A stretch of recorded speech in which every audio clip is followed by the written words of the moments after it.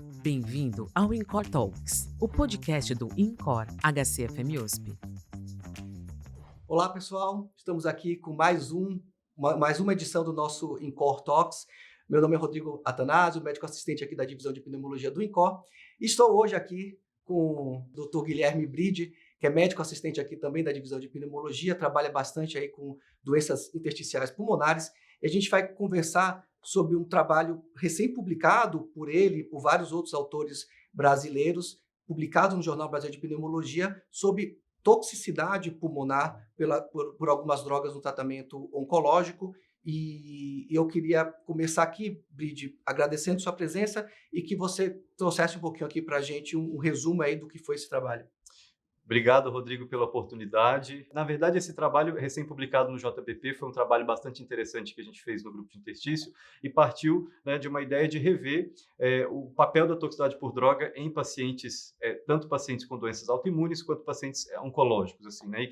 E isso nós fizemos uma revisão aí ampla do que vem tendo na literatura, né? Principalmente na oncologia, que isso muda com frequência, né? Na reumato também, com os imunobiológicos, mas na oncologia isso é mais importante, até pela quantidade de pacientes que vem aparecendo com algum grau de toxicidade. Então, a gente fez uma revisão narrativa, reunindo aí diversas modalidades de tratamentos, de drogas, desde das drogas modificadoras de doença, né, como na reumatologia, os imunobiológicos, a imunoterapia na oncologia, a quimioterapia, né, a terapia-alvo, e as outras perfumarias, né, que eu costumo falar, ou seja, os antiarrítmicos, os antibióticos que podem levar a algum grau de toxicidade pulmonar, dependendo aí do tempo de uso, da intensidade do uso e do perfil do meu paciente. Então, a gente reuniu no mesmo estudo não só o perfil de toxicidade, mas também uma sugestão de manejo desses pacientes. Então, reunindo aí o que tinha de mais recente da literatura sobre esses pacientes com doença induzida por droga. Bem interessante. Então, na verdade, essa avaliação, então, a gente vai ter a oportunidade de ver bem mais geral aí sobre todos os tipos de drogas. E aí eu queria começar, Brigitte, te perguntando assim, existe algum perfil ou fatores de risco individuais do paciente que aumente a chance aí de risco do paciente ter uma toxicidade pulmonar por medicamentos ou não? É realmente sempre muito ao acaso o que pode acontecer? Isso é interessante porque, como a gente costuma falar, assim, eu sempre tenho que, antes de expor meu paciente a algum tipo de tratamento, eu preciso pensar no perfil do paciente. Será que esse paciente ele tem condições para receber a medicação? Ele tem algum preditor que possa levar a algum grau de toxicidade? Então, acho que isso é de extrema importância até para a gente poder prever respostas ao tratamento, né? Então, no geral, os pacientes que têm algum tipo de toxicidade por droga, eles são pacientes mais idosos, né? E aí eu digo idosos, não só idosos, mas pacientes acima de 40 anos, exatamente porque são pacientes que têm mais doenças, né? Se você for pensar, são pacientes que têm mais doenças autoimunes, são pacientes que têm mais neoplasias, então essa é a população que tem aí, é mais exposta, né? Pacientes que têm DPOC, né? Pacientes que têm doença intersticial pré-existente, principalmente com uma função pulmonar já reduzida, pacientes que têm algum grau de disfunção renal também, e aí, sobretudo, a gente fala de drogas cumulativas, né, como, por exemplo, a bleomicina, que é uma medicação usada aí na oncologia. Pacientes também que usam terapias concomitantes, ou seja, a partir do momento que eu uso uma medicação potencialmente pneumotóxica, em um paciente que está tratando um câncer de pulmão, por exemplo, quando eu exponho esse paciente à radioterapia ou uma terapia-alvo seguida, aumenta a chance desse paciente ter algum grau de toxicidade. Ou seja, adicionar terapias acaba sendo um fator aí de risco também para pacientes que podem desenvolver toxicidade ao longo do tempo. Então, no geral, esses pacientes são o perfil de paciente que acaba tendo um pouco mais de chance de ter aí algum tipo de toxicidade. É claro que isso varia, né, de fatores individuais, fatores genéticos também. A gente já sabe que a população japonesa, os europeus, eles têm alguns genes aí associados ao HLA, que também são relacionados à tolerância a medicações, principalmente a terapia-alvo, e isso também é um fator predominante aí para desenvolver a toxicidade.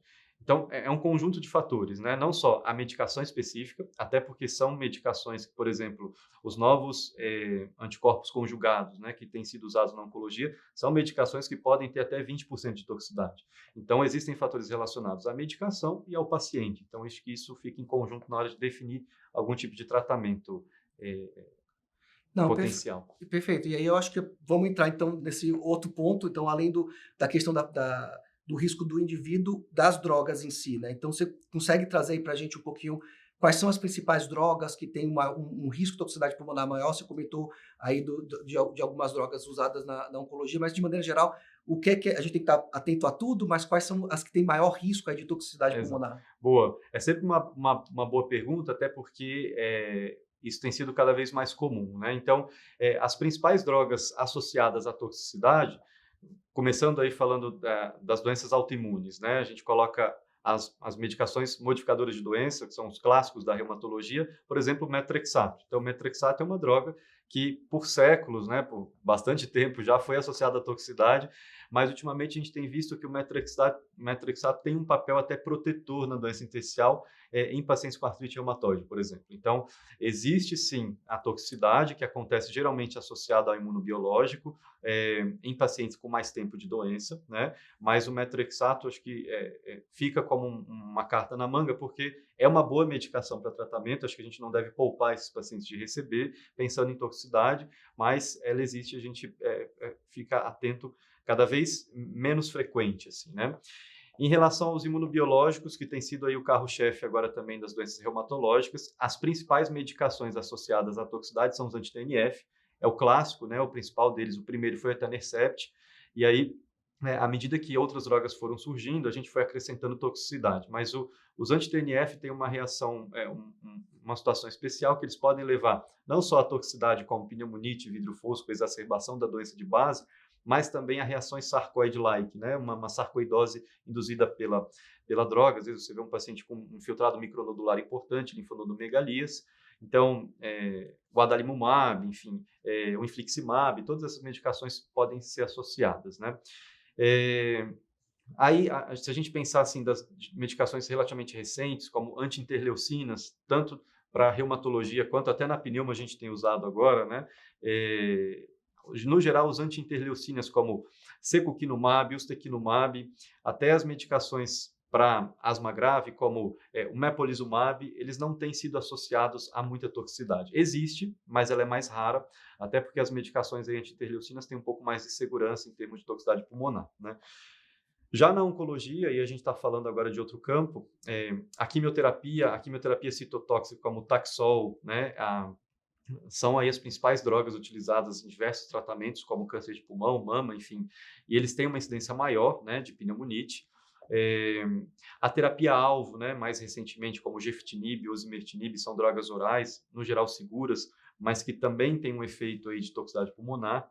Um fator interessante da terapia-alvo é que a gente pode pensar em reexpor esse paciente numa dose menor e ele tolera bem, né?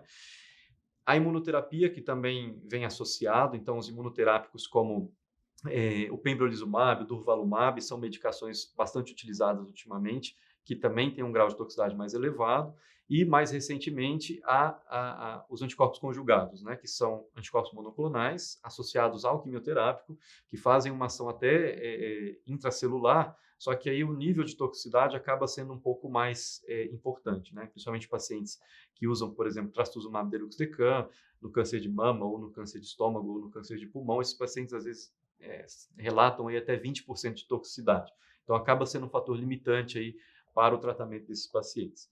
Sem falar na amiodarona, que é um clássico aí, né, um antiarrítmico, quanto maior a dose, tem um efeito cumulativo, então maior a chance do meu paciente ter toxicidade. E também os antibióticos como a bleomicina e a nitrofurantoína, que são medicações aí usadas, né, a macrodantina na profilaxia da infecção urinária, principalmente em mulheres.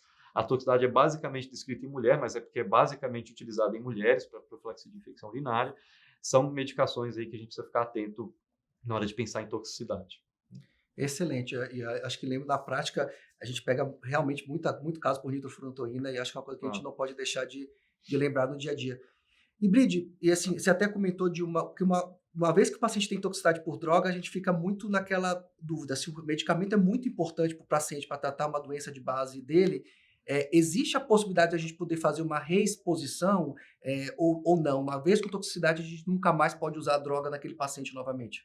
Isso é uma pergunta bastante importante, até definidora, porque isso muda o tratamento dos pacientes. E você chega para o oncologista e fala, olha, não pode dar porque ele fez toxicidade.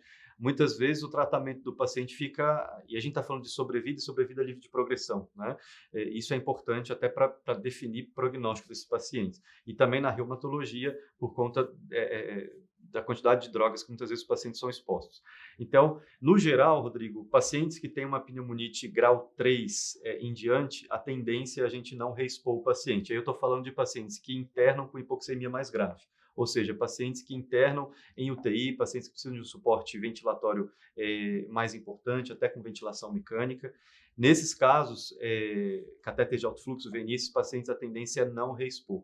Né? E Bridget, só porque até às vezes que a gente usa muito isso em pesquisa, no acompanhamento, mas para quem não está familiarizado, assim, o grau 3 de toxicidade você classificaria como, assim, pessoal? O grau 3 é o paciente que interna, né? Ele tem sintomas, e ele tem sintomas respiratórios, ele tem lesão na tomografia e ele está hipoxêmico. Então, esse tipo de paciente é o paciente que a gente não vai, a tendência é não reexpor a medicação, porque a chance dele fazer uma nova toxicidade é maior. Aí, nos pacientes com grau 1 em diante, eu estou falando de pacientes, por exemplo, assintomáticos, em que a gente encontra um infiltrado na tomografia ao acaso, né? Os pacientes que têm sintomas, porém, sintomas mais leves, que não levam à internação.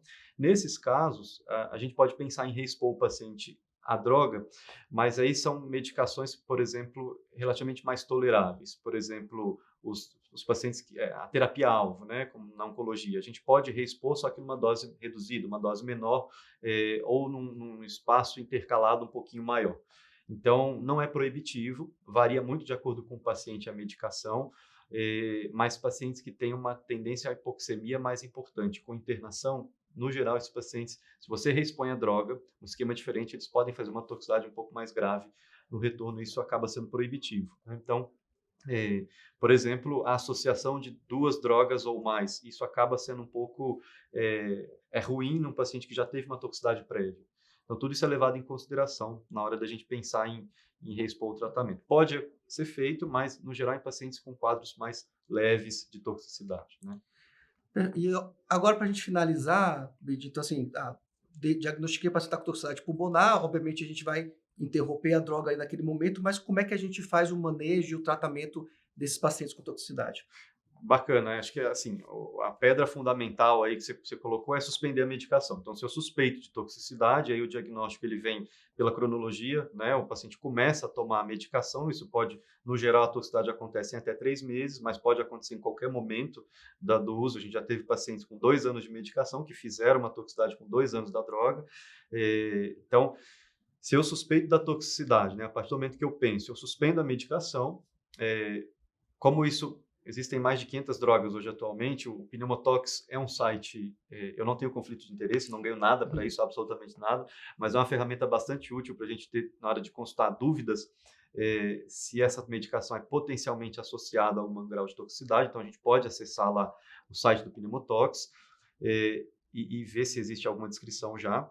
Então, eu suspendo a medicação. No geral, os corticoides, como a gente já falou aqui em outros episódios, né, os corticoides são as medicações principais no tratamento desses pacientes, seja a prednisona via oral, seja até a pulsoterapia com metilprednisolona. Isso varia de acordo com o grau de hipoxemia e lesão dos pacientes. Então, pacientes com toxicidade mais leve, eu posso fazer uso de prednisona oral, suspendendo a droga. Pacientes internados, eu posso fazer uso de pulsoterapia, dependendo do grau de acometimento e hipoxemia. Em pacientes com pneumonite refratária, existe a descrição até de, por exemplo, anti-TNF, infliximab, imunoglobulinas e ciclofosfamida. Mas isso é evidência ruim, então, no geral, um paciente tem uma pneumonite grave, a mortalidade chega às vezes até 40%, 50% dos casos, e quando ele toma o infliximab, uma medicação mais específica, a mortalidade chega até 100% dos casos, não por conta da medicação, mas porque esse paciente já é grave, né? Então, no geral, os corticoides são a principal medicação depois que eu suspendo a droga. E aí, o manejo e a redução o desmame de corticoide, às vezes é uma dúvida do oncologista, do reumatologista, que eles acabam consultando o pneumologista para saber como é que faz. Não existe uma regra, né? Mas a tendência é em torno de 4 a 6 semanas de desmame. Isso pode ser guiado pela imagem do paciente. Por exemplo, um paciente que tem uma tomografia com vidro fusco, pneumonia e organização, são fatores que tendem a melhorar com o uso do corticoide. Então, se eu repito a imagem, o paciente ainda tem lesão, eu posso ir fazendo o desmame um pouco mais lento, né, para que ele não tenha recidiva depois da doença, da pneumonite, se eu reduzo uma dose muito rápida aí do corticoide, o que pode acontecer principalmente nos pacientes com a pneumonite imunomediada na imunoterapia, né? Acaba ficando como uma pneumonia organizante recidivante, assim, né? Então, é um quadro relativamente frequente para quem lida com esses pacientes. Muito bom, Bride. Muito obrigado aí pelas suas explicações. Eu acho que é um trabalho extremamente importante, de algo que cada vez é mais prevalente pelo número de novas drogas que a gente tem em tratamento aí para diversas doenças. Agradeço aí a atenção de todos e esperem aí a gente nos nossos próximos encontros no INCOR Talks, sempre trazendo aí um conteúdo científico de qualidade nas diversas áreas aí de cardiopneumologia e afins aqui relacionados. Obrigado, pessoal. Até mais, pessoal. Tchau, tchau. Você ouviu o podcast INCOR Talks, o podcast do INCOR HCFM USP.